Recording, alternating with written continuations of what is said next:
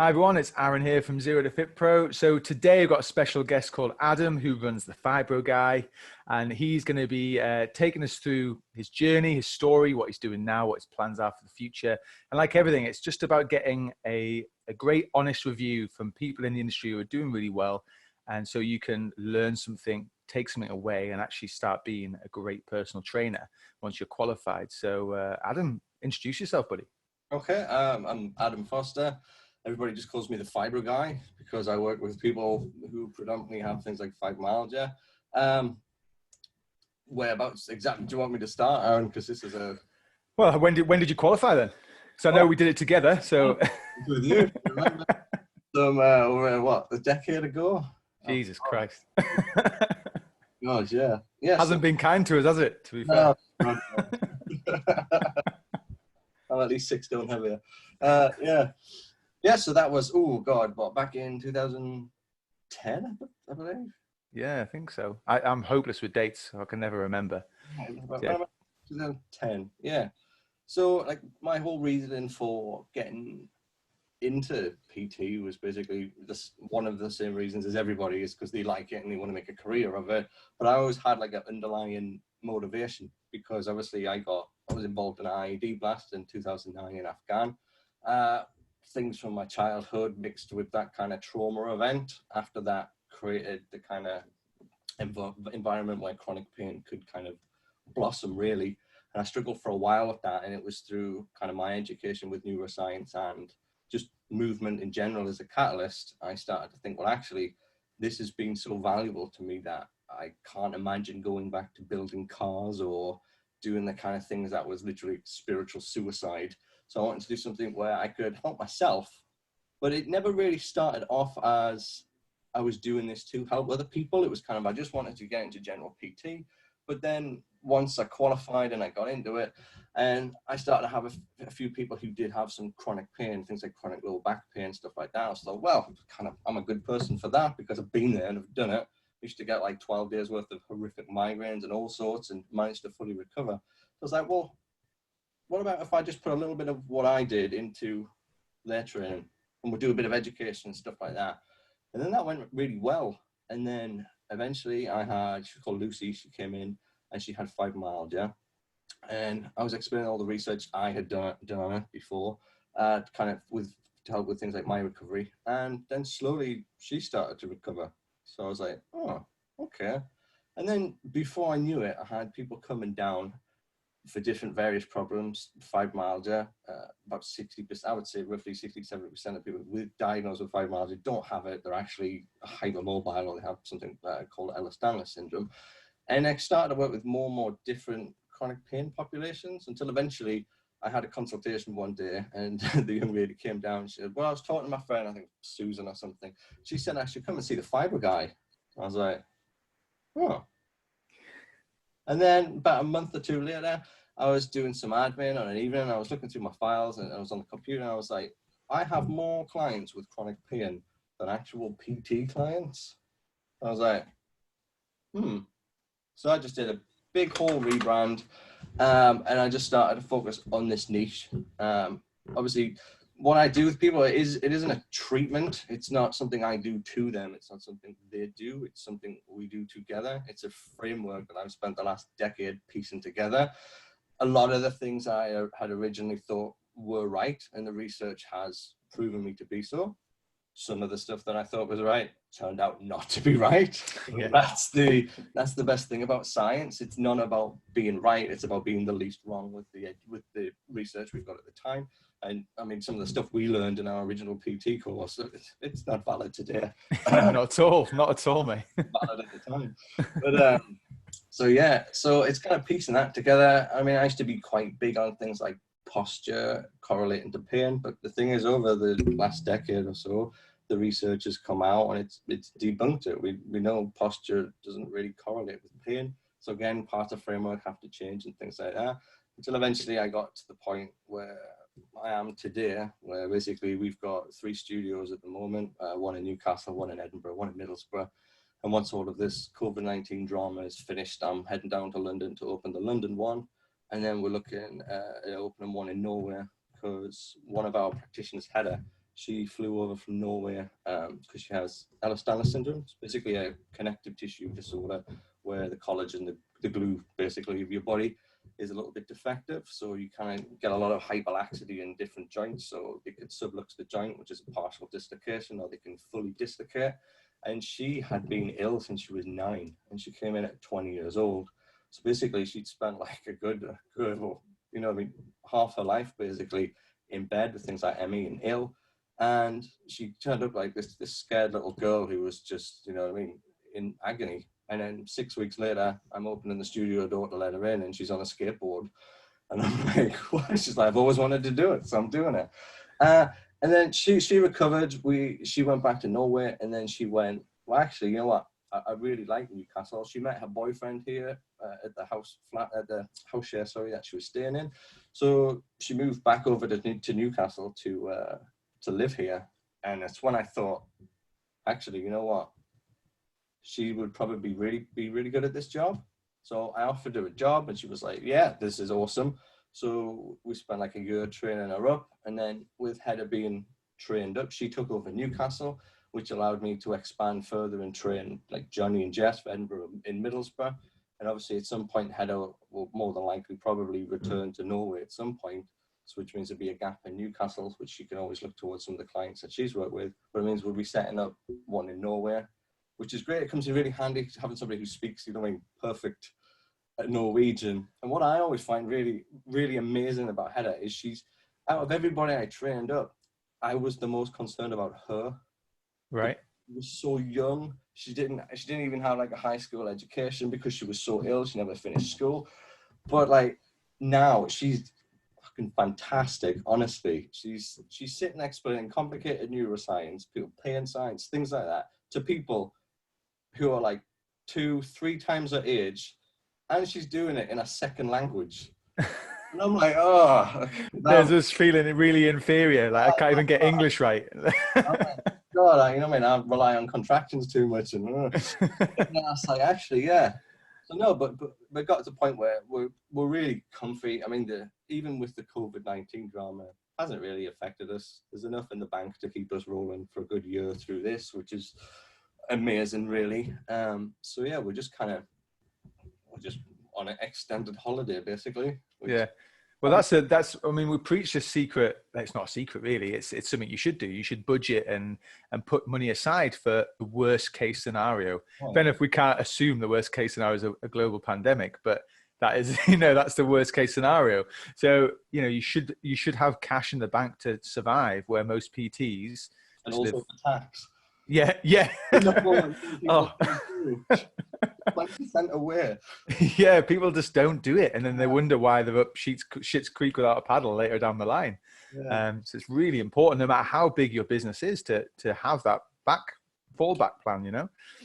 But how long was that time between you qualifying and actually understanding right, this is the niche I'm going to work into, that whole rebrand? How long was that time frame? Well, I think we finished in 2010. It really kicked off around 2011 and 12. But back then, I didn't even have a website. Yeah. I was running off word of mouth, which is, I mean, most of our referrals are still word of mouth. And then I think it was probably around 2014, 15, where I had a client come in, helped it, but her boyfriend was a web designer, and he was like, well, let me do something for you. So he designed the entire website for free, which was, he's a top bloke, absolute top bloke. So that really gave me a chance to kind of push it. So I started writing blogs, and I started doing little recovery videos. I mean, there's some recovery stories in the past that I wish I had just filmed, because they're amazing, but I don't have any film of it now. So now, if you notice on our website in the page, I'm like, camera out, let's document this, because this is going to be a good one. We're not going to let it go. So I think it's probably around 2014 I really started to just push it. And I think, it went on from about 2014, 2015. Great. And the biggest growth really has been last year, because we've had like I was saying to you earlier, I mean, I've always been the bottleneck for the business. There is only X amount of hours of work a week I can work, and I can't do anything after that. But with training up my practitioners have meant that I could step back. I can manage the studios. We can do more volunteer stuff. We can make little mini documentaries. But getting to that point was a mega drama, because it was the point I was doing like 60 hours a week with clients. And then I'm also doing like 70 hours a week training my practitioners. And then I have all of the manuals, all of the training material that I had to write and film. I mean, the tier 1 training manuals, it comes in at about 103,000 words, just a PhD thesis. So that took some absolutely, just like a ridiculous amount of time to sit down and write. Plus I type too fast, so there's loads of spelling mistakes I have to go back and edit. But that was the thing that probably nearly killed me, because I'm working like 100 odd hours a week. And sometimes I was staying awake for like 60, 70 hours. I mean, there was one point that I did a full day at work. So I religiously get up at 4:30 every day. Not through choice, it's just the old brain likes to get me up at that time. And as long as I get up at that time, I'm fresh all day. If I turn over, go back to sleep, I'm completely wrecked for the rest of the day. So I learned in the maybe the last few years or whatever to just get up and get on with it. So I literally got up at 4:30, got all the way to about 9:30. I think it was about 9:30 I finished. I drove home, I sat down, I had some tea, and then I went back to the studio. And I didn't come out of the studio until I think it was about 11:30 the next day. I was completely done. It's the stuff that needs doing, and the thing is, there was only me that could do it. So I used to call it Operation Sit Down, Get Everything Done. And so I used to go into the office, write on the whiteboard, Operation Sit Down, Get Everything Done, and then I used to bullet point like 20 items that I wanted. I mean, if you look behind me, I'm pretty big on bullet points.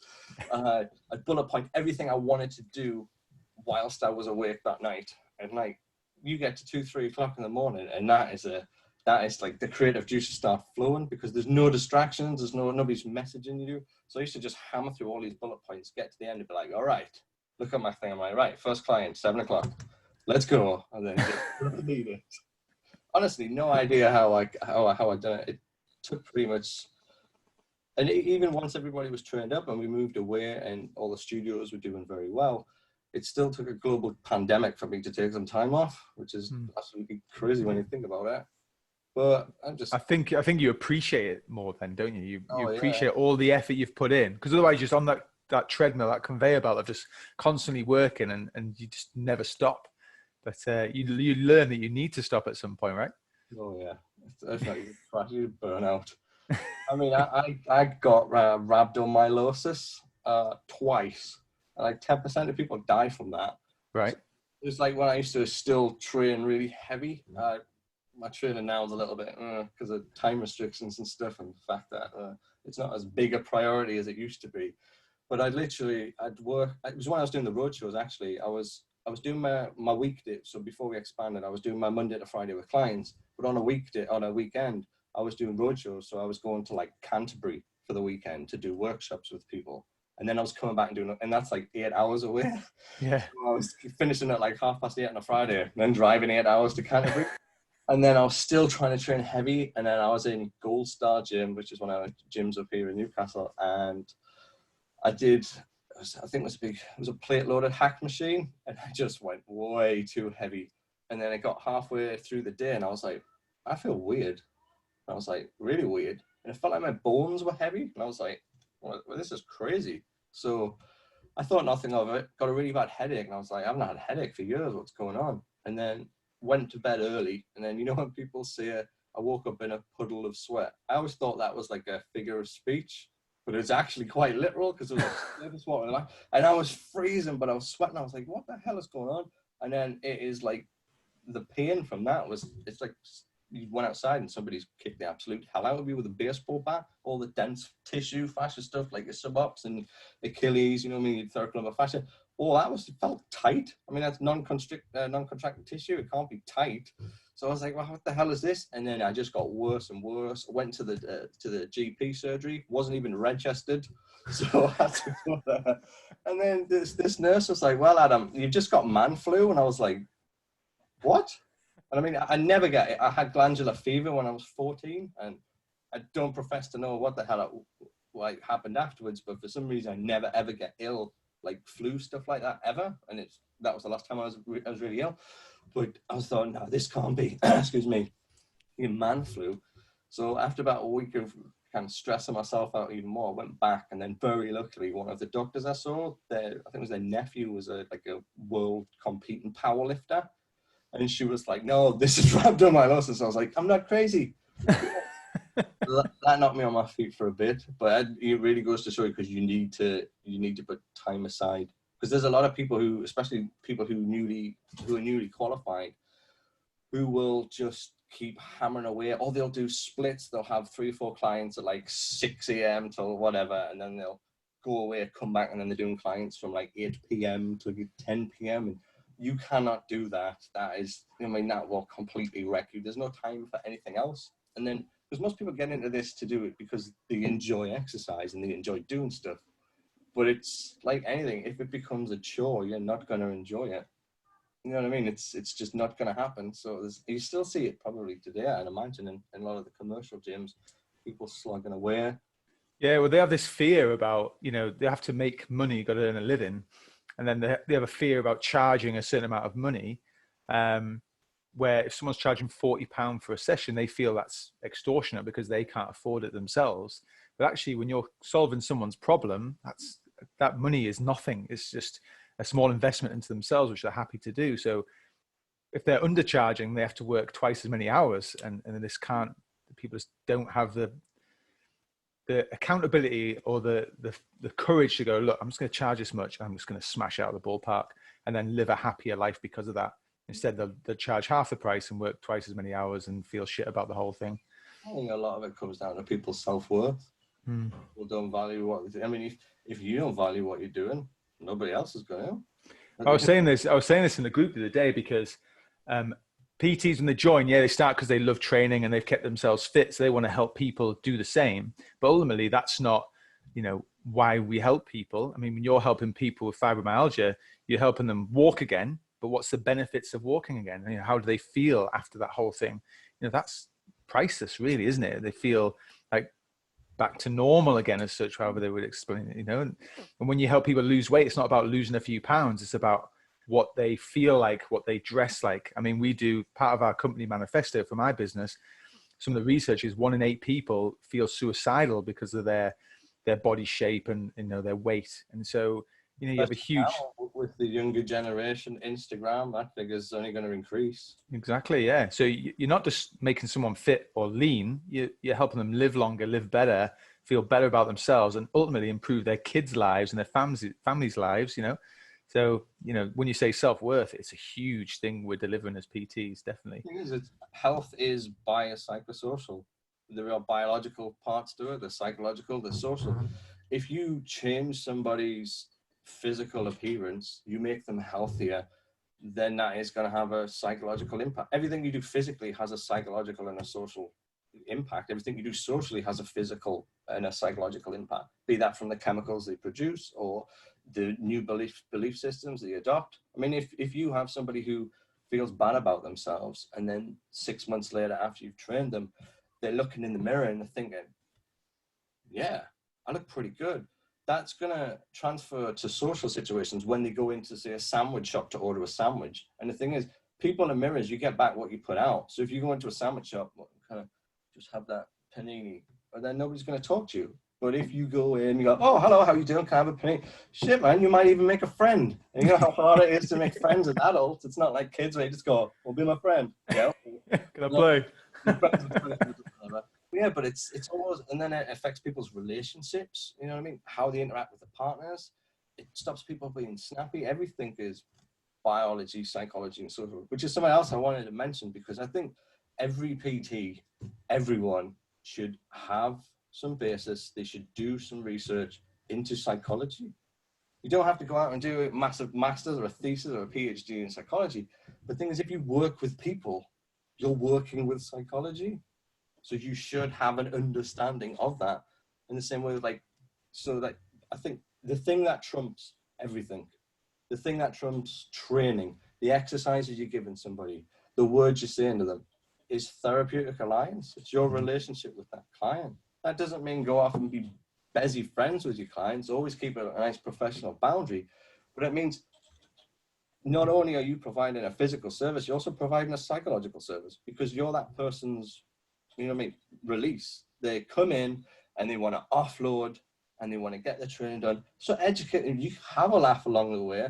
You know what I mean? Help people with different areas of life. If they ask you, don't solicit advice, stuff like that. But you know what I mean? You're not just there for the physical things, because anything physical has psychology with it. And it's about just trying to appreciate that. And I think a lot of people don't, or I mean, Christ, I've seen so many trainers go in and they're on their phone in between. I mean, I'd be out if that was my PT, because, you know, you're paying for somebody's attention. You're paying them for their expertise. The reason I go to the dentist is because I can't do it myself. Yeah. You know what I mean? But if you've got some PT who's sat on their phone, or they're not interested, or they're not keeping logs, or they don't know where the hell you're going. I mean, a certain amount of on-the-fly critical thinking is acceptable. Every session doesn't have to be completely written in stone, because they might have a shit day. You know what I mean? They might be depressed. There's different variables going on all the time. But you should always be able to keep track of where people are. I mean, I have hundreds of case studies of pretty much every single person I've ever worked with. So I can literally go back to 2013 and pull one out and literally see exactly what I did with them. As part of the expansion of the business, my web guy, James, he created us an online portal. So what I wanted is, yes, it's took me 10 years to get to this point, but I don't want 10 years for it to be doubled. So obviously with my new practitioners, we've got an online portal. So everybody keeps notes on their clients, exactly what they're doing it. When they get a recovery, they submit it to the database, which means that if Heather in Newcastle has somebody come in with EDS, craniocervical instability, say, she can literally go onto the database, type in EDS, craniocervical instability, and that'll go, and it'll give her 50 or 100, whatever case studies. It'll tell her which practitioner did them. She can click in, she can see exactly what each practitioner did with that client and why they did that. Or she can ring up Johnny, go, Johnny, can you remember Lucy? Yeah. Right, can you tell me, week 4, you said she had some issues, can you explain them? So it's a big development and everybody can push forward. So the thing is, always keep case notes, because yes, people are unique, but they're not as unique as everybody thinks. You know what I mean? Yeah. A lot of crossover for a lot of the time, especially with conditions and things like that. Yeah. And this is the thing, is there's a structure, there's a framework, a goalpost to work between, right? And so, you know, we're working within those goalposts, but I think some PTs spend most of their time coming up with a brand new, like trying to reinvent the wheel every time, instead of doing the things that have worked. You're solving a specific niche's problem. And so repeat and adjust and adapt and evolve and just make that structure better or more improved as you're doing. And your life will be easier. You know, if you had to rewrite a brand new program for every client who came in, you'd bottleneck again, right? Yeah, you'd be there for a while.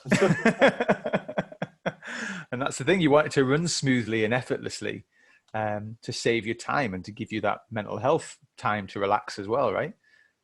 I think I think a big thing as well is the kind of framework that the gyms have now. It doesn't make it easier. Because, I mean, back in our day, oh God, Aaron, that sounded horrible. God, you just added 30 years on me. Nowadays, young'uns. Well, the gyms were slightly different. So we didn't really have the gym group or anything like that. It was like fitness first, or, you know what I mean, GW, whatever, or GD, or whatever the hell it's called.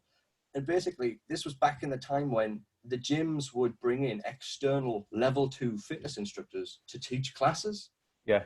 So you would have PTs, but the thing is, now the model has changed. So basically, you have places like, I know, was it the training room and Premier and stuff like that, cranking out these PTs by the dozen.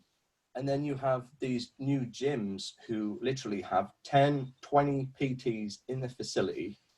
And basically they're going, right, well, we want 400 quid a month rent from all of you. However, if you teach some of the classes for free, you know what I mean, we'll take a little bit less. So because they're not paying out fortunes for external people to come in and teach classes, they can charge less money. So you can get gym memberships of about 10, 20 pounds. So straight off the bat, your membership kind of value has gone down. You're attracting people who are only there for discounts. So straight off the bat, it's a little bit harder for people starting now, really. But then again, they've got the internet now at full speed. And the thing is, I mean, 20, 30 years ago, Christ, man, you'd have to go knock on somebody's doors. Hi, I'm Adam from the Fibro Guy. Can I talk to you about what we...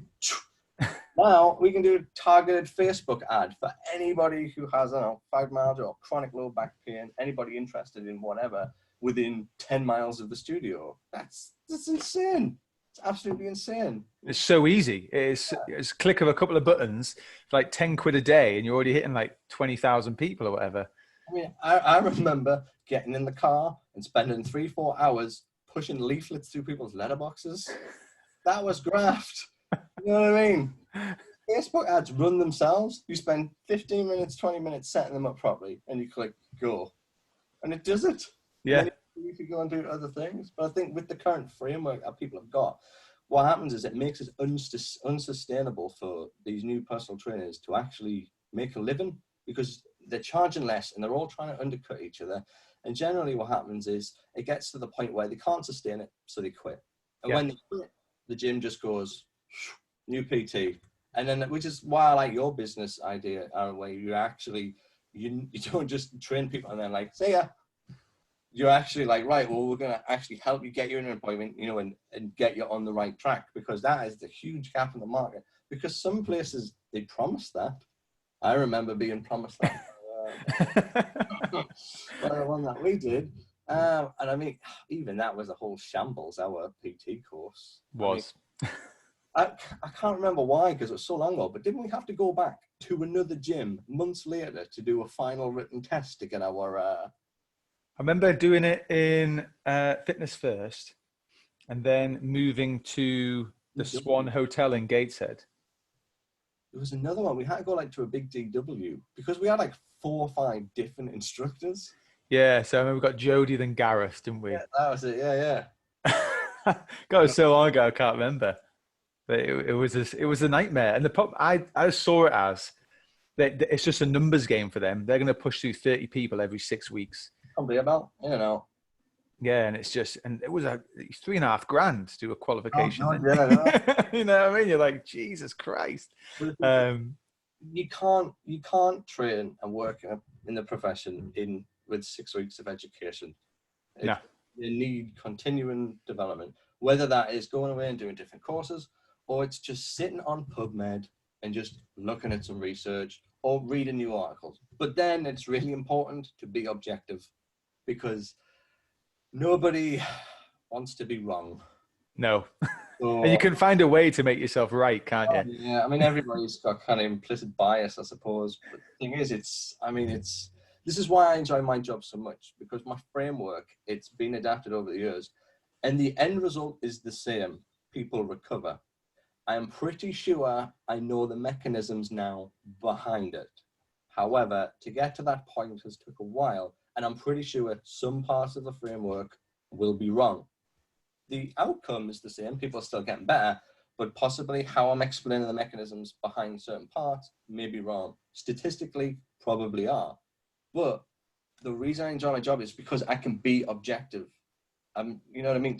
If I'm a posture expert and then suddenly, oh shit, look at that study in 2017 that shows sitting slumped for hours at a time rehydrates the vertebral body.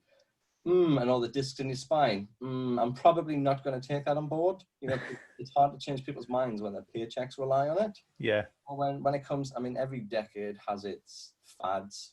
The 90s and 2000s was core stability, which, by the way, standing on a Swiss ball, which only came around because of one study they did in the very late 90s, where they found that when people lift their arm, about 20 milliseconds before they lift their arm, the TVA contracts around the spine. But they found, I think it was like 17 people with chronic pain, that when they did that, it took a little bit longer. Still way quicker. It still contracted before they even lifted the arm. It was just a little bit less fast. But it still contracted with the same force. And then, holy shit, came along these whole, excuse the language, core stability gurus monetizing on shit that, I mean, if you look at the research we've got, core stability exercises can help with lower back pain. The same as anything else. So you could go do a legs, bums and tons core workout for 3 hours, or you could have a game of badminton. it's going to yield the exact same results. You Yeah. know, you've got to look at I would rather have a nice game of badminton with somebody I hadn't seen for a while. It's not as intense. You can hold a conversation. It's fun. It's a bit competitive. But the thing is, like I say, every decade has these fads, and the one we're in at the minute, and it's the one that I hate so much, is all this fascia this, fascia that. Got to release your fascia. You can't release fascia. It's non-contractile. Hashtag release fascia. We're gonna trend that after this. I mean, look at your IT band. Your IT band has about, was it 13 to 1400 pound of tensile force, tensile load needed to move it the tiniest amount. Now, unless your manual therapist or your massage therapist is the goddamn Incredible Hulk, you're not going to change that tissue. You would have better luck trying to stretch the tires on your car. Do people feel better after rolling? Absolutely. But that's more to do with things like descendant modulation and the pathways being turned down, various inhibitory things like that. You know what I mean? It's touch at the end of the day. And the thing is, people need to stop focusing on what they're doing. Just appreciate it works and then look for the real meaning behind things. Because look at things like posture. I've had tons of people come in the studio with posture like this. And they're like, and they're in pain. And you know what? Sometimes that can be one of the big contributing factors. So correcting it works. A lot of time people come in, oh, my neck hurts. You correct it, nothing. Because that's not one of the big contributing factors. And shit, so many times when people come in, oh, how's your neck? Oh, my neck's fine. It's my wrist. You're like, oh, shit. It doesn't correlate. The evidence is there. We've got the research. So people need to keep up with the science because it moves very, very fast. And what you do now is going to be completely irrelevant in 10 years.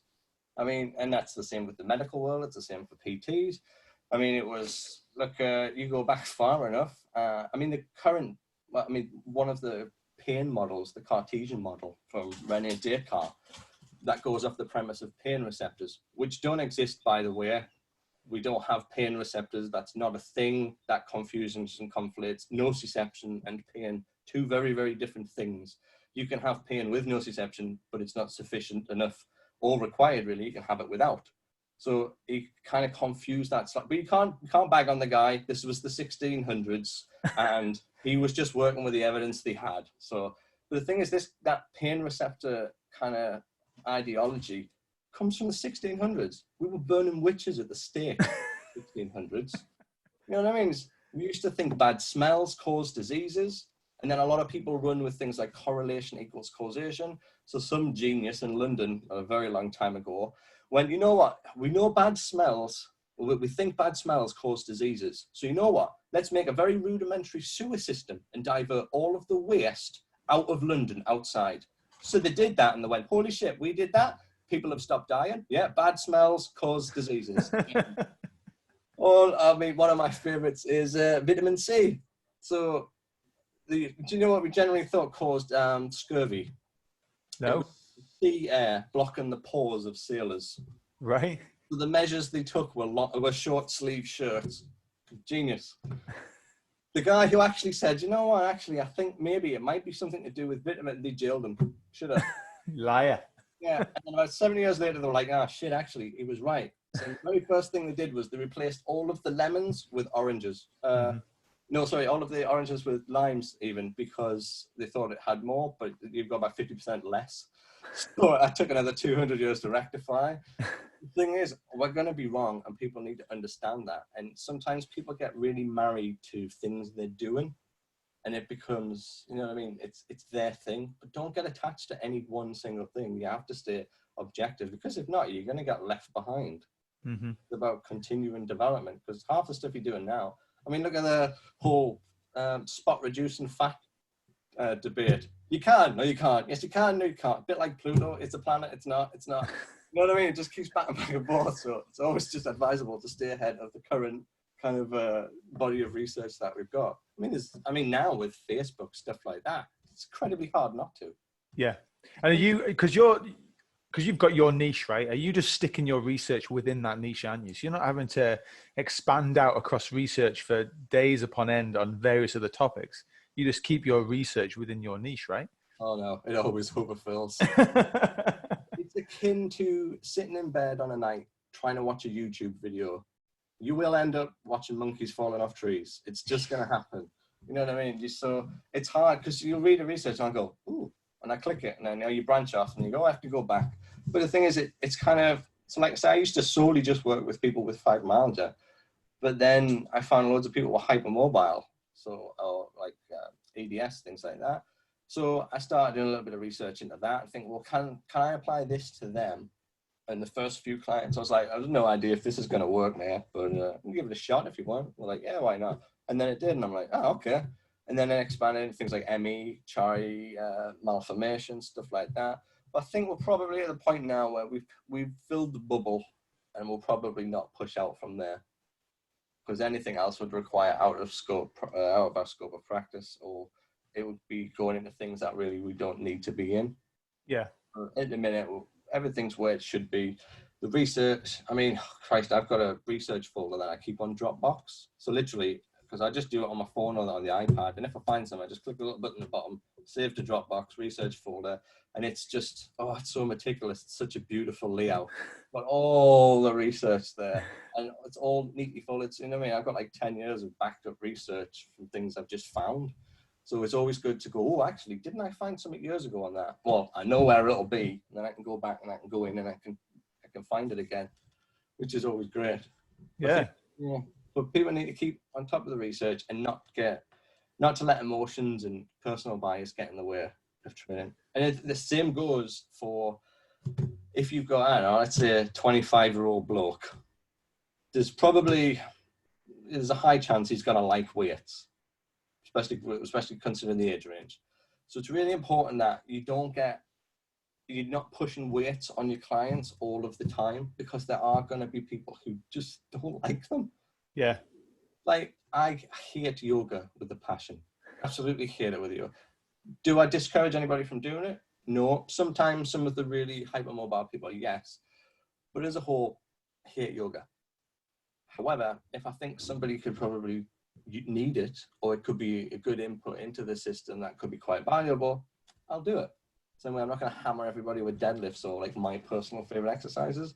So people, because a lot of the time I think for a lot of PTs, it can slowly morph from kind of PT client to training your friend, and people need to stay away from that, because people aren't paying you to be a friend, they're paying you because you are the professional. So they expect a professional courtesy and a professional service. But people need to appreciate that. I think what I want to touch on as well was what you mentioned about people charging what they're worth. I think as a whole, the whole industry has devalued itself because people have done this. It was a time when PT was only accessible to the very rich, so the very famous, and people have started to lower that now by charging less and less. Don't charge less. The thing is, for me, if I'm buying something and it seems ridiculously low, I'm not going to buy it. Yeah, I'm the same. Because I'm like, well, that can't be right. You know what I mean? There's a certain, even consultations, we charge £35 for an hour consultation because I'm not wasting my time with people. Time is important. I can always make more money. That's easy. However, time, I can't buy that. I can't get it back. You know what I mean? It's very finite. So I'm not going to waste it with people. And in the early days, we used to do free consultations. Total nightmare. Yeah. I get there, people wouldn't turn up, and you'd be like, Jesus. So you'd lose an hour out your day. You'd be sat around, you know, twiddling your thumbs. So from that point on, I was like, right, from now on, no more. I am going to literally charge. And as soon as we started doing that, guess how many people started missing appointments? None. Same with blocks. For the longest time, I used to run on like the classic PT blocking system. X amount of money for 20 sessions. And what you'd find is people would cancel. And you'd be in where a block should really 2 or 3 times a week take you to a month, nice monthly revenue. They were stretching it out to like 6-8 weeks sometimes, and it's not sustainable. And I remember at that point thinking, you know what, I'm not doing this anymore. I know my worth. I know I've got something valuable to give people, so I'm not doing it. And I changed this to weekly. So what people do now is on a Sunday night, they bank transfers their payment for the week before the week has started. So every Sunday, the entire week ahead is paid for, and people get one saving grace. I know shit gets in the way. It's life. Okay. So people get one.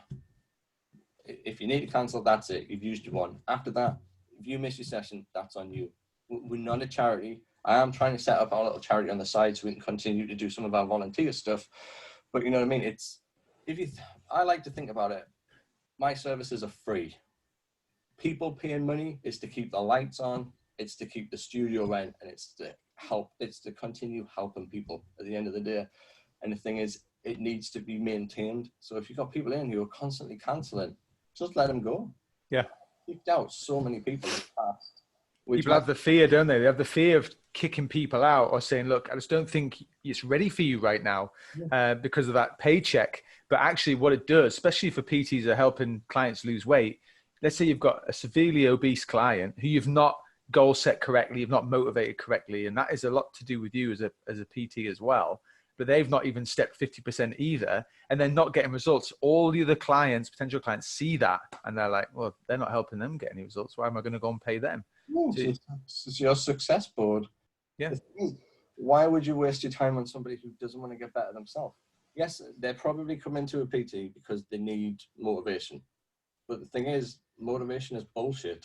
It's discipline that gets people to where they need to be in life, whether that's business or whether that's physique or, you know what I mean, money, whatever. It's always self-discipline, because motivation runs out, and it runs out really quickly. Yeah. Discipline. If I go, well, I need to do it, just get it. Because the thing is, if you just get off your ass and do it, when you think about it, it's done.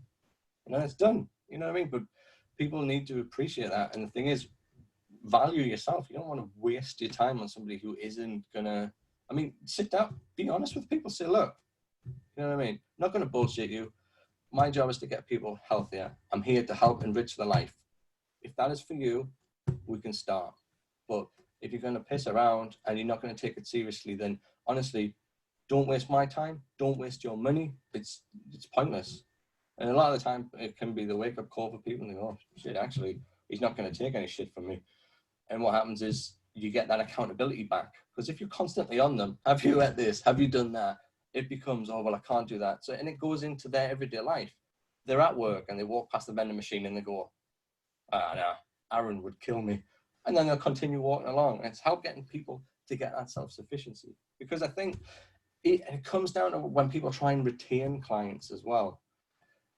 Anybody who's worth anything in your life when it comes to professionalism is trying to work their way out of it. The whole point is not to have a client for years and years and years and years and years unless they want that.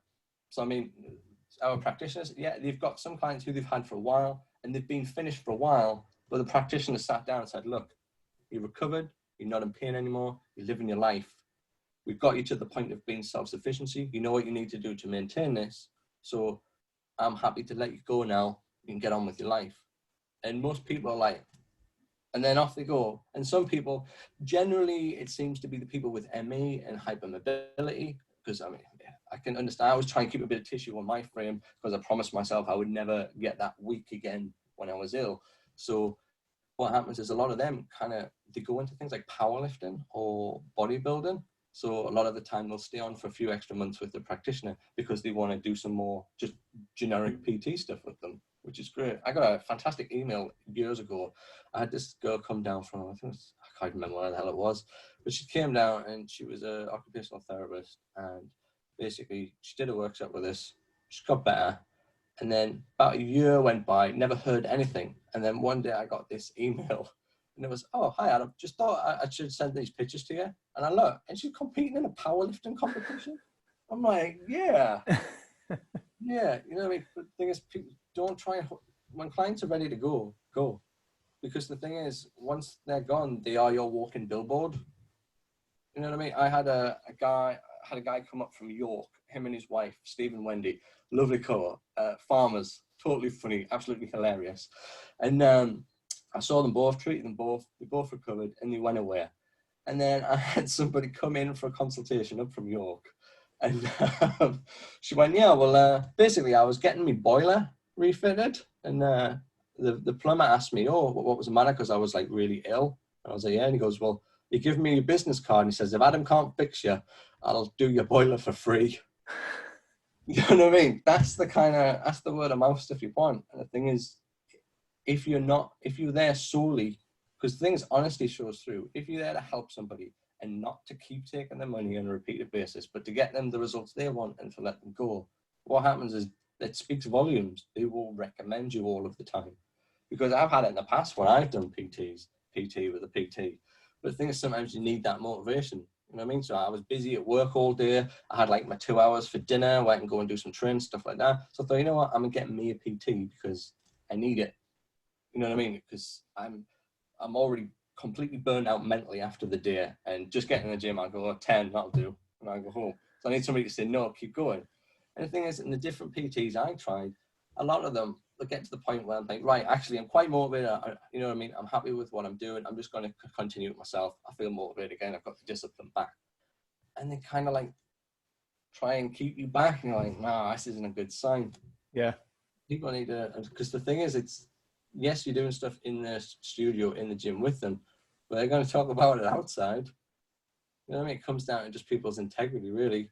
You need to understand what your actual vision is as a business. Are you there just to make money, or are you there to educate someone, improve their life, and allow them to do that themselves? Because yeah, there is a time frame which someone is with you for. And when you do a goal setting chat, you know, especially if it's weight loss, oh, I want to lose 5 stone. Well, this will probably estimate to take you X amount of time. This is probably when we'll finish. That's how much it costs to keep the lights on and do stuff like that. But that's what it is. And you should be done by then. Yeah, there are the odd people who stick around, don't they? They love your company. It gets not just their health benefits, but their mental health. That of chatting to someone, having that accountability. But to hold someone back just to keep paying yourself is just not integrity at all.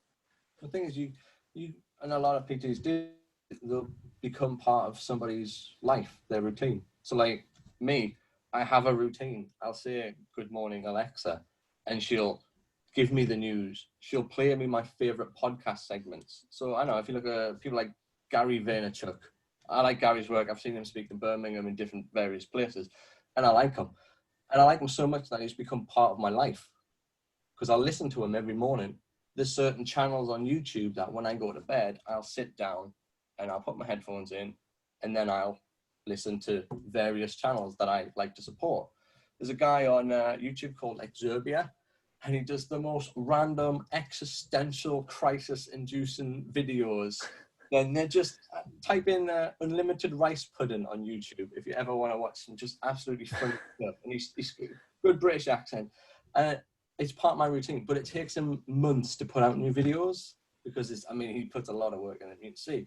But like, I remember there's a thing at the end of one of his videos, like, if you want to help support us, please subscribe to Patreon. So I'm like, yeah, all right. So I give him 10 quid a month out of my PayPal account to help support him doing his videos. And in return, I get access to like early videos and different personal messages and stuff like that. But like, those people have become part of my life. And the thing is, it's the same with PTs. You will become part of somebody's life. And there will be a soundboard for you because they'll be at work and like, oh, you're going to see Aaron tonight. You're going to see Adam. Yeah. Oh, how are you getting on? Oh, love it. Yeah. And then people talk and then you get more clients in that way. And the thing is, if you try and pursue the money aspect of it, you'll just fail. Yeah. People see through you straight away. There is so many times when I built the Fibro Guy that I wanted to just quit. So many times. There was the year and a half I lived on chicken nuggets because I was so broke. That was a very bad time. Oh God. Yeah, basically I was just so broke. I had no money coming in and I just thought I'm going to go bust. But I was like, no, this is going to work. I'm going to keep pushing until it works. And I had to push for a very long time to make it viable. But I remember the days where back before like contactless and stuff like that, and it was just chip and pin, you could go to a McDonald's, right? And you could put your card in, order a load of stuff, put your pin in, and it would take 12 days for it to process the money and come through. So even if I was totally skint, I could always go to McDonald's, get a shit ton of chicken nuggets, not the healthiest thing in the world, but it would keep me alive and it would feed my cats. And my wife, and we'd be eating it. She was at like university, stuff like that, and we're not getting any money in. And it was just absolutely dire. But now, totally different story. You know what I mean? Super comfy. Haven't worried about money for a very long time. Not big on massive material possessions, but I have a nice car to take me from A to B, and I'm just happy. But more importantly, I get up in the morning, I run the studio, so there's nowhere for me to specifically be. There's stuff that I need to do, and then I can do whenever I really want to do it. But I can get up, I can go to the gym, I can work out, and all of that stress and the hard work has paved the way for this lifestyle I have now, where I can literally, I mean, it's so nice to just wake up and go, oh, let's check the diary. So what I'll do generally is that on a Sunday, I'll write my diary every day for the week ahead, so it's the best possible day I can have. And if you do that, you can't go wrong. Obviously, there are certain social obligations, things you can't get out of, certain work commitment things. But around that, you can put your day in. So you can go, you know what, actually, I'll get up at, say, 4:30. I'm going to go to the gym, and then I'm going to go sit in Costa Coffee with the laptop, and I'm going to do some video editing, put my headphones in. And that's nice. You know what I mean? Rather than slaving away in the studio every single day with clients. And what I was a bit worried about with expanding and stepping back was kind of falling out of touch doing the one-to-one stuff. Because it did towards the end get very, very tedious, because I was burning out pretty fast. I was trying to get all of this business growing. I was laying down thousands of pounds to get property and equipment, stuff like that. And towards the very end, it was kind of, apart from like the very regulars, it was becoming very tedious. But now with this COVID-19 business and me being in the house, it's actually helped to kind of revamp it a little bit. I'm actually looking forward to going down to London, opening up and doing some one-to-one stuff, because I've actually quite missed it. Yeah. I'm quite, thank God for that. Yeah. But I think with this new work-life balance now, it's fantastic. I mean, when I got married, it was literally like, we took 3 days. That was it. Down, boom, married, done. Didn't even get a honeymoon. So it'd be nice to maybe take a honeymoon at some point. Yeah, that'd be spot on. But what was the main thing that made you actually say, right, I'm gonna stop training people one-to-one and start? Was it just the hours, or was it a bigger vision? Is it just you want to help more people, or is it just you couldn't cope anymore? It's the vision. I know where I want the business to go, and I know at what years I want each step to be. So, excuse me, this was just the next step. And the thing that kept me going was that I knew it was achievable. I just had to get there. So every 10,000 words I wrote for the practitioner of training manuals, that's 10,000 words closer to it being finished. And I just kept, and literally all of my clients, all of the ones that I still had, like my regulars, were going, Adam, you need to take some time off. And so many times people were coming in and they were like, Adam, you look ill. And I'm like, pasty wine. I'm like, because I haven't slept for 60 hours. That's why. Like, you need to go home. You're going to burn yourself out. And I'm like, no, I just got to keep going until I get there. And I still remember the relief of when Edinburgh opened and Middlesbrough opened and Newcastle opened. And I woke up on that morning, and I woke up at like 8 o'clock, which is really unusual for me. And I remember looking at my diary and I'm going, that's it, it's done. It's done. It's like, oh, but I'm weird for reward. Because like, or even like if we have a press article ran in like the Daily Mirror or kind of, you know, in the Daily Mail for one of our client success stories, I like obsess for a while. I'm like, oh, has it come out? No, it hasn't. Has it come out? No. Check on the website. No. And then it comes out and I'm like, yes. So then I'll go down to the local shop. I'll get the paper. I'll frame it in the IKEA and then I'll hang it on the wall. And for like 30 seconds, I get a, yeah. All right, next. And it's very short-lived. I don't know whether that's just me or other people are the same, but I'm always trying to just get to the next bit, which is a nightmare. Because I don't think I'll ever truly be finished with the business. I'll always be expanding at things like that, because as soon as I get to the point I want it to be, it just branches off into more, and then you constantly. Because the thing is, it's the grind I enjoy. It's not the end result. It's the doing bit in the middle. Because I suppose I am what I guess you would call like an optimistic nihilist. I don't believe in a God. I don't believe in any inherent meaning in the world. My personal views is that, you know what I mean? No, man, it could be anything, you know what I mean? Could be a dream, could be like from solipsism, could be simulation. I don't know. So the thing is, there's literally, I don't think there's any meaning to life or anything. So for me, and most people will go very kind of towards nihilism with that thinking, because of, well, what's the point in doing anything? But for me, that makes me happy, because Doesn't matter how much I fuck up. Doesn't matter how much I do great. In the end, I'm going to be dead. And in like 400 trillion years, the universe is going to die from heat death. And none of this shit will even matter. So you know what? I'm just going to spend my life making a little dint in the world so that on my deathbed, I can go, well, you know what? There might be something after this. There might not. There might be a God. There might not. Probably not. But you know what? I spent my 60, 70, 80 years on Earth enjoying things and, I mean, making a difference. And that's all I really want. Yeah. I mean, I think a lot of people get stuck in the middle part where they grind so hard that they forget to do life. I mean, if you're just working 60 hours every week, not seeing your wife or your husband or whatever, you're just wasting your life. You're helping a lot of people, but the thing is, if you can't go outside, walking in the sun, go on holiday, enjoy things, what's the point? The self-employed people are the only people in the world who will work 80 hours a week to avoid working 40. Yeah. You give up your 9-5 to work 24 hours a day. And people need to find that balance, because the thing is, this industry, especially PD, is very, very hard. Was it 95% of businesses in general fail within the first year, and then 85 of those that don't fail within the next 5. I mean, how big was our PT group when we did our course? It was about big. 30 to 32 people. And how many of them are still going? Whereas you, me, Amy, you know, Amy Collins. Oh yeah. I think Simone is as well. Simone, yeah, she's an assistant manager at the gym group now. And I think that's it. You know what I mean? It is a hard industry, especially to just break off and be self-employed.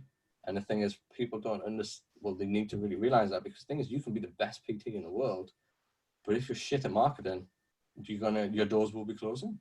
The thing is, it's about that continuing development. You need to learn, research. You know, you need to figure out how to market. So I always say to people out there, my best bit of advice for this is to stop selling to people, because people are bored of it. And the thing is, especially mine is slightly different, because it's a lot harder to sell to people, because basically, if you've got somebody in pain, that is a very personal thing. So there's a lot of bias and there's a lot of illness identity. And if you directly contradict somebody, even though you're right, and they don't like it. Yeah. So the thing is, a long time ago, I completely stopped selling and I started telling stories. People like stories. So the thing is, we'll do at Christmas, we do what we call the Christmas Volunteer Project. So basically, I'll get somebody, they'll come in for free, completely free, and I'll work with them for about 8 to 10 weeks, completely free of charge. Only thing I ask is that we can film it, and we piece together a little mini documentary. And the thing is, that one piece of documentary, although, yeah, I know, you know what I mean, I've lost the better part of like £1,000 from not seeing that person, from not charging that person. However, that video is going to stay on YouTube forever. It's repurposed all the time. People will see that, and that will be there. And rather than somebody going, oh, no, he's trying to sell to me, God, they watch it, and they'll watch this documentary and go, holy shit, well, actually, she's very similar to me. And then they'll come in and they'll get their own recovery. And the thing is, with this social media stuff, it's fantastic, but you've got to appreciate the mentality of people on different platforms. Because for me, Instagram is, I will spend 30 seconds to a minute and a half on Instagram every time I boot it up, and then I'm off. So for me, if you're posting stuff on Instagram, it needs to be quick. It needs to be short pictures, very short paragraphs, pictures with words that tell a story. If I'm on Facebook, I'm generally going to be perusing through it, and I'm going to be willing to read a slightly longer thing, something like an article or a blog. If I'm on YouTube, that is me on a night, settled down, ready to take content in. Because if I see a video on Facebook that's an hour long, I'm not watching that. No. But if I see it on YouTube and it's an hour long and it piques my interest, I'll watch it. That's the thing. It's got to pique your interest, right? And the only thing, and this is when we went to speak, it's like, I'm not going to ask you a series of questions. I just want to get your story, because that's what people want to hear. There's a guy I know called Mark Whitehand. I don't know if you heard of him, but he does, his main mission is to help entrepreneurs get their social media platform up and just tell stories. Yeah. And the problem is people really struggle to tell their own story. You know, they have to be perfect in every way, shape or form. But really, people want to know your life, even if it's got nothing to do with fitness at all. People are interested. I mean, my life right now, we're locked up at home with the dogs. Unfortunately, one of our dogs isn't very well. And the amount of people that want to know, and they're so interested in how Max is and what he's like, and they message me, and people are engrossed in stories. And that's why things like shit reality TV work so well. Yeah. It's just like, because that's what people want to hear and people want to see. And if you're directing that to a testimonial video of one of your clients, and people are like, my God, and then they relate, and then that's what sells. It's proof that sells, nothing else. The thing is, proof is in the pudding. Mm-hmm. And the thing is, like, if you've got your website and you don't have any success stories on, if I was somebody who's never had a PT before, I ain't going to be hiring you because you got no proof behind, you know what I mean? There's no proof in the pudding. So the thing is, there's no shame in going, and in fact, it's a smart move in going, right, would you be willing to come and work with me for free? Total transparency, I've just started. I've been training for a while. I know my shit. You know what I mean? I'm really keeping up with everything. You know what I mean? I'm trying to get better. But at the minute, I don't have any clients. So would you mind being a little testimonial for me? I will work with you for free until we get you that body that you want. We'll take a few pictures and you write me some nice words or some videos just so that I've got some content. And most people are like, yeah, I'll do that. And then what happens after a few weeks or whatever, a few months, when you've got them where they want to be, take your pictures, there's your fantastic story. But the thing is, it's about leveraging time. 3 months or whatever, 4 months, you're not going to be getting paid by them. I mean, we sort of, we explain to our students, and we do a founding members idea. So you would generate leads from your own network, not paying for anything, and you'd offer them a discounted rate to get all these, you know, this content, this data, this testimonial, because at the same time you've got to keep the lights on, do stuff like that. But yeah, you've got to be able to sacrifice something to get something back. And if you're not even sacrificing your time, which is what you've done over the last 10 years, you know, you've got to live in the trenches to be actually able to enjoy the fruit at the end. It doesn't just come like that. And you're like, oh yeah, I worked 2 hours a day and made millions. Yeah, fuck off, mate. You could trust them. I mean, everything requires sacrifice. The thing is, if you're building a business, yeah, your bank account's probably going to suffer. Your relationship is more than likely going to suffer. I'm incredibly lucky because my wife is incredibly supportive, and the support I've got from her, I can guarantee I wouldn't have got it from anybody else. But the thing is, she shared my vision with me, and for her, it's about me doing something that I love, bringing in the money, and, you know what I mean, being happy. Because the thing is, if you're at work every day, every hour, constantly, and you're coming home, you're going to snap at your partner. You're going to be irritable. And it's going to affect biopsychosocial. It's going to affect all aspects of your life. And people just need to appreciate that. But then, in the same kind of point, there's some things that are unavoidable. If you want something, you're going to have to do it. You're going to have to sacrifice things, and you're going to have to push through. I never recommend to anybody to do like what some people suggest, where they're like, just quit your job. You know what I mean? Go out and just build it and grind and hustle. You're like, yeah, you might have done that. You're backed by your trust fund and everything else. Real people have kids to support. They have, you know what I mean, husbands and wives. They have mortgages to pay. People can't just do that shit. But the thing is, if you stay in your employment and you grind and it becomes your side hustle, it means that 4 months you're training Bob, who's doing it for free. So you're not charging anything from him, but he's going to be your success story and your testimonials. That's 4 months you're still getting paid by your job, but that's 4 months you're dedicating time. You're sacrificing your time to build your business. And it will get to the point where you can just go, I'm done. I can sustain myself.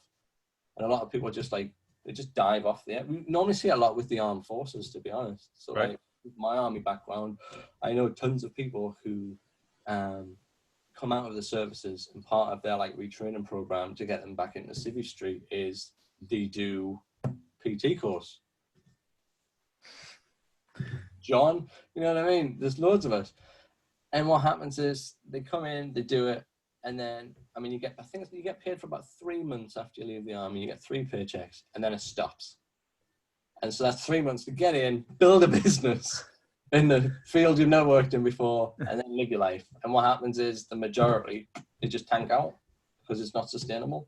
So the thing is, never just go in blindly. Be cold, be calculated. Keep your job. Don't go quitting your job. Never burn bridges because it will bite you every time.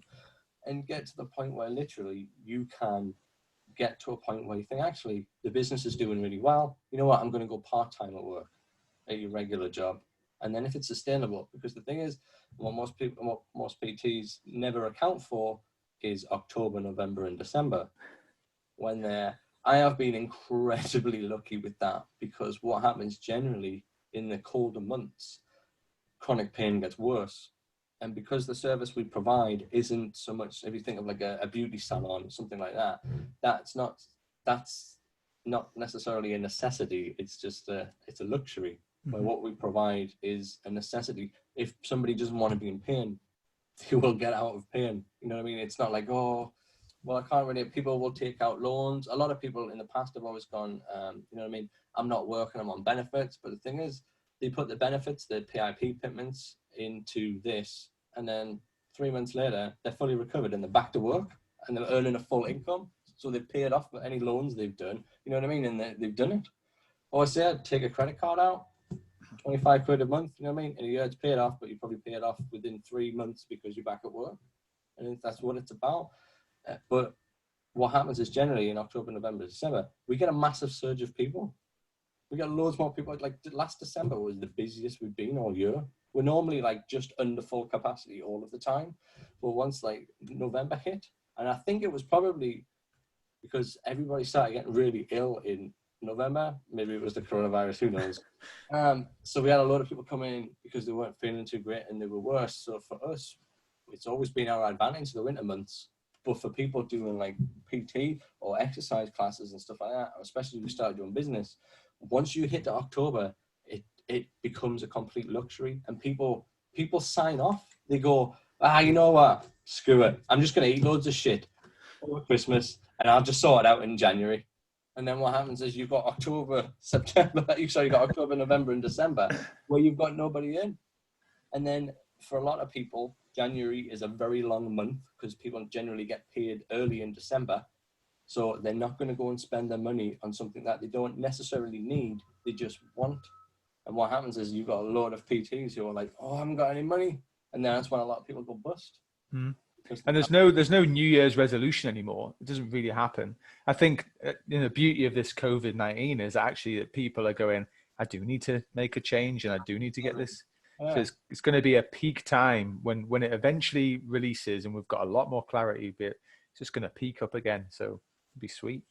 Going back to that end of year dip that people have, keep in mind as well, if you're self-employed, your tax is due in January. So not only have you got no money, you also owe money to HMRC.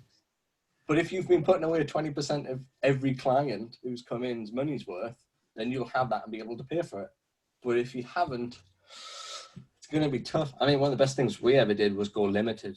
Yeah. God, there's so much money from just being limited, from only getting taxed on profit as opposed to everything. But it also means that we are a complete separate legal entity. There's me, Adam Foster, and then there's the Fibro Guy Limited. You know what I mean? That has been a lifesaver. Also, accountants, worth their weight in gold. Absolutely, because you don't know unless you've been through it, and you're trying to go through HMRC online, try to do it all yourself. You're like, I don't get what this is. Then your tax bill comes back at $7,000 or something. You're like, oh no, I didn't earn that this month. So it's never ending, but you're absolutely right. You've got to put that away, haven't you? And I tell people to go limited, and it's generally there's that whole legal entity thing as well. But ultimately, it puts you in a different perspective because your business gets paid and then you get paid. Whereas if you're a sole trader, it's just, I get paid. And so people spend it. People spend it. It doesn't get put aside.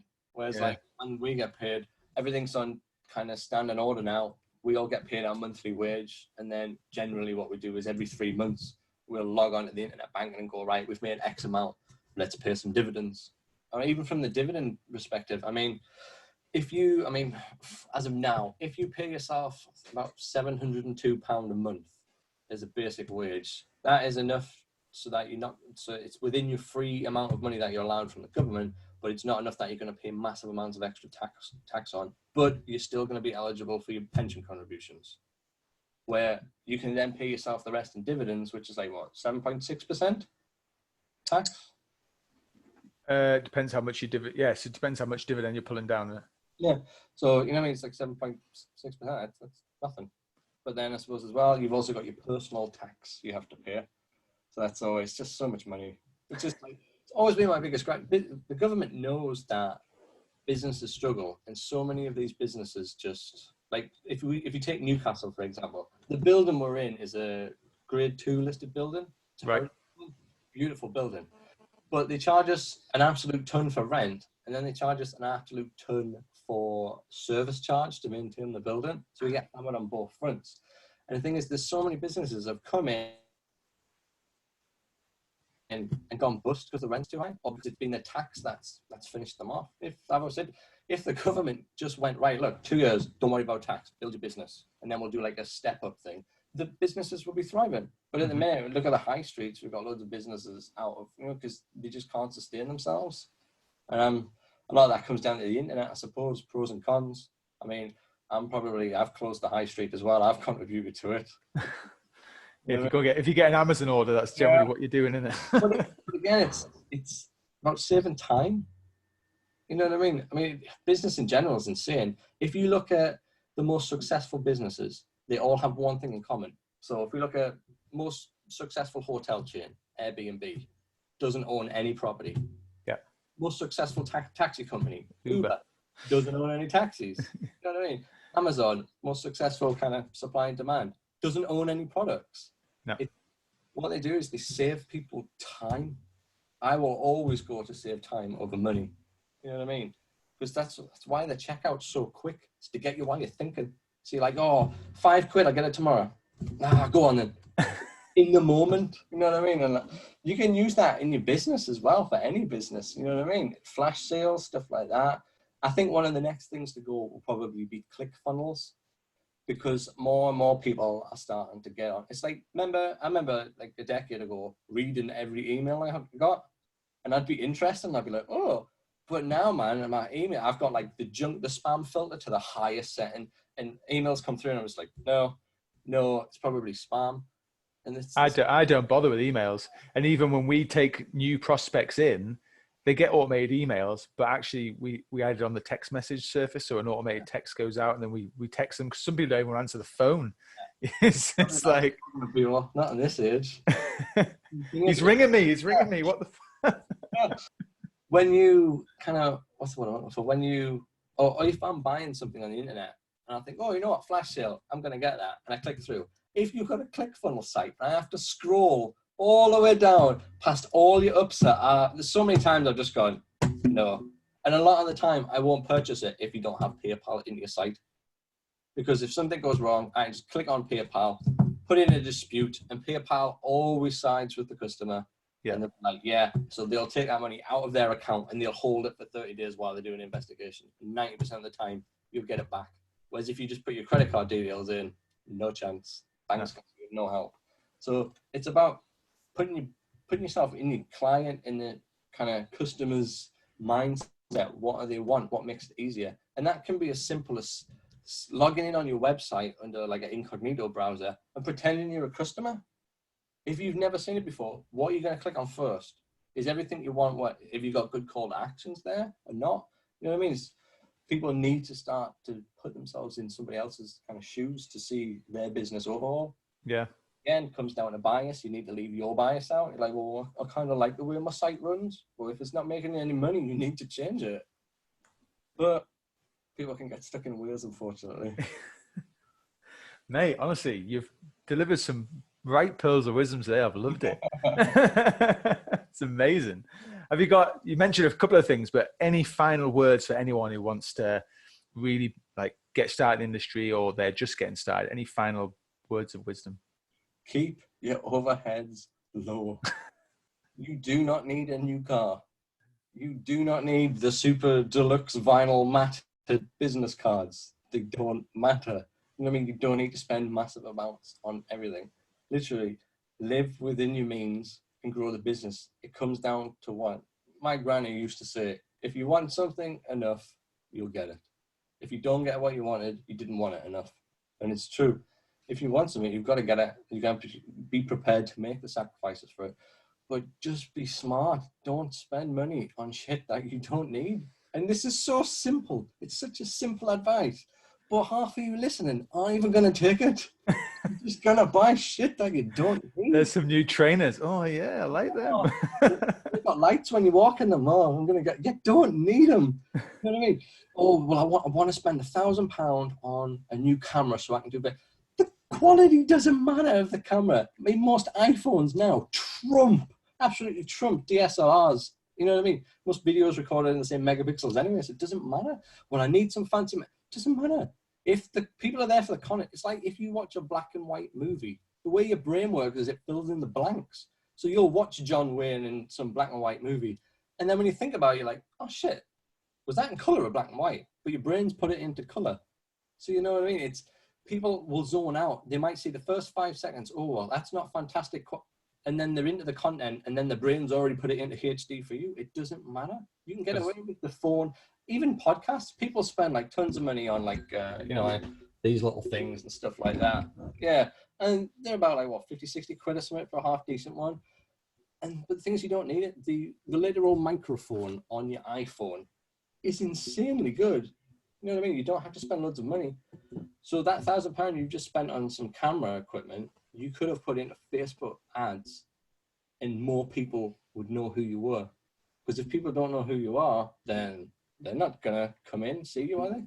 So the thing is, it's about putting that reach out. Use Facebook, use ads, because once people like Coca-Cola and Reebok and all of the big companies figure out how effective Facebook ads are, they're going to start doing them more. And they're going to start putting 3 million ad revenue per month into their accounts. And big gyms are going to start doing it, and then it's small businesses like us will be out. Then you can't compete. Demand has showed us anything. It's that, you know what I mean? Once the demand goes up, it goes vice versa. So the thing is, if they put loads of money into these ads, it's now going to completely affect everybody else. Our click-through rate's going to skyrocket. Do your research. So I looked on our analytics on the website, the Facebook page, and it showed me we have the highest interaction on the page between about 11:30 at night and 3 o'clock in the morning. And that is people in pain on their phone, lying in bed. So I started running our Facebook ads through that time frame.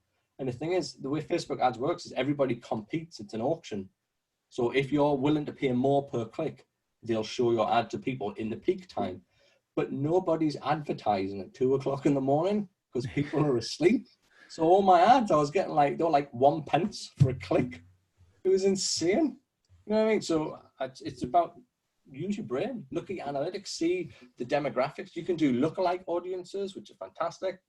So I can literally go on our website. I can download an Excel file of everybody who's ever bought a product off our website. I can upload that into Facebook, and it will use that data out of their email address, stuff like that. And it will find similarities between this audience, people who are going to buy stuff from the website, and then it will show my ad to people who are similar to them.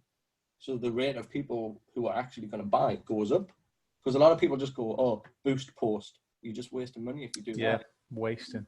You've got to be calculated, But yeah, I think words of advice wise, just stop spending money on shit you don't need. People do it all the time. Yes, things are nice. I like shiny things too. But, is your Bentley that you want really kind of worth it? I'm just going to smash out money on Bentley straight away. But, you know what I mean? It's, by Christ, I remember my little car in the beginning was a complete banged out little Clio. And it got to the point where the passenger side door didn't work. The driver door didn't work. And at one point, I was having to climb through the boot to open the door from the inside. Brakes were shot, but I was so skint I couldn't do anything with it. I had to buy a bike, cycle to work now. And you know what I mean? Got rid of that now. Got something much nicer. I think, you think about the bigger vision. Is it going to benefit that bigger vision? Don't waste your money if it's not going to. I think that massively helps. You don't need to spend tons of money, because the thing is, people can't tell the difference between a fantastically awesome podcast mic and your iPhone microphone. Once they start listening, they zone out, they start listening to what you're saying, and you can't hear it. So is it really that worth it? When you've got the money behind it and you get to the position, I don't know, like when my accountant's like, yo, you need to spend like 500 quid or your tax bill is going to be bigger than it needs to be. So buy some equipment for the gym. You know what I mean? Buy a new leg press machine. You're like, oh, okay, all right. Then you can go out and spend it because it's going to stop you paying massive amounts in tax. You know what I mean? And you're putting it back into the business. The thing is, for all the other non-essential stuff, you don't need them. There's no point in buying them. You can, I mean, especially I would have loved this. I mean, what's this? I've got this iPhone. And the I11, isn't it? So. The camera on that is insane. If I had this 10 years ago, I'd be laughing. I wouldn't have bothered buying all the camera equipment that we've got and the lights, because that's fantastic. A lot of the time, I've got a little gimbal that this just sits in, and you can move your hand around. It was like 80 quid off Amazon. It's fantastic. And a lot of the time, because I don't want to mess about getting the DSLR camera out, just use my iPhone. It's easier. The quality on it's really, really good. You can get away with, you know what I mean, what you've got in your pocket. I mean, it does everything apart from ring people, so. Well, no one answers anyway. Yeah. It doesn't need to be massively expensive stuff. Just buy it. Because we all want stuff. And the thing is, are you willing to have the iPhone that is a little bit older if it means your business is going to get better? The thing is, once you're thriving and you're bringing tons of money in, shit, man, buy yourself 100 iPhones. You know what I mean? But right now, is it important? Will it help your business or will it hinder it? Because there's always something better you can put your money into that will help your business, even if it's your personal development, a little marketing. I would say be very wary of these business coach type things that are constantly in my feed all of the time. All the time. 6 figures in 6 weeks. Yeah, they're like, oh yeah, I was a weirdo, and then I thought, you know what? No. So then I sold 7 pens. Now I'm a billionaire. And you're like, oh, okay. So use my exact blueprint. And like, I'm guilty because I'll go, all right, if it's half decent, I'll buy it and I'll read through it. And every time I've done it, I'm like, oh shit, I haven't learned anything. Yeah. Wasted like 50 quid or 100 quid or whatever. So don't need it. I think the best thing for everybody is to just do. Learn from your experience, do it, battle through the obstacles and get it done. There's some things like critical thinking that you can't teach. You have to develop. So when people are trying to grow their business, you're going to have to fuck it up. You're going to have to do some epic fails. I mean, shit, some of the stuff I've done in the past makes me cringe now. Some of the decisions I've made, you know what I mean? It goes back to me being a kid. I remember being about 14 or 15 and being on a school skiing trip to France. And my mom had given me like X amount of money, can't remember how much it was. And we were at the duty free, just about to go, like flying to France. And I saw these walkie-talkie watches in this gadget shop. And I was like, I want them. I'm like, no, you don't need them. And I'm like, but I want them. And they were like 140 euros or something, like all of the money my mother had given me. So I bought them and they were completely shit. And I spent the rest of the skiing trip with like 20 quid. So I'd like to think that maybe I learned my lesson after that, but evidently I did not learn my lesson after that. I've made this mistake so many times. But it comes down to that want, and people will always want to buy things that aren't necessarily going to even remotely help them. But back to discipline, though. Disciplined. I mean, what would you say? For PT who's starting, what do you need? Equipment-wise, the gym provides it all. You could splash a bit of cash, buy yourself some nice clothes because you can claim it back on tax. So it's a business expense. You need iPhone, Android, something with an internet connection. Doesn't even have to be ridiculously fast. And I mean, even if you go like down to an iPhone 5, the camera is still fantastic. Mm-hmm. And a website. That's basically it. You don't need, I mean, there's a lot of free hosting type stuff, or you can be like, I'd probably argue the fact that you don't really need one for the first few months. You know, if you've got a Facebook page and, you know, a call to action of some description just to generate some leads, you don't even need to pay for a website. So, well, you could always make like free landing pages that act as like a little web page for people. Yeah. Spend your time in the gym. If you're not training clients, you want to be marketing. Mm-hmm. That's it. Get on Twitter, type in, I'm sick of being fat, and click search area closest to me. And what you'll find is all of the recent tweets of people who put tweets like, oh, I'm sick of being fat, I'm going to get on a diet. Give them a message. So, hey, I've got a free ebook that might help out with that. Just click here, I'll give it to you for free. If you need any advice, just give me a shout. And then people are like, oh, and then you just automatically targeted somebody who is your target audience by spending 30 seconds on Twitter. Exactly. You know what I mean? I wish we had this shit, man. It would have been easier, wouldn't it? It definitely would have been easier. I remember being in Fitness First and walking up to a client like, hello, would you like some muscles? Or, you know. Getting your abs out and that. Yeah.